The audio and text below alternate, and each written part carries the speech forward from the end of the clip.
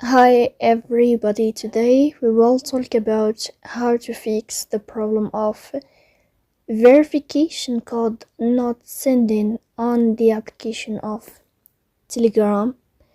You should just follow me step by step. In the first, we will go to settings and we will click here. In this page of settings, you will click on apps, default apps, app settings.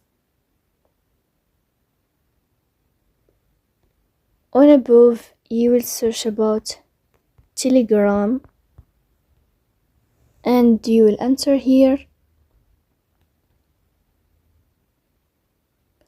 Then in this page of app info, you will click on first stop and you will click OK. Here you will enter to the window of storage. Then you will click on clear cache. After that, you will go to Play Store. You will search about the application of Telegram and you will click here. And then in this page, if you have an update here, you can click to update. And after that, you will go to your email or your SMS, and then you can check to find your code verification.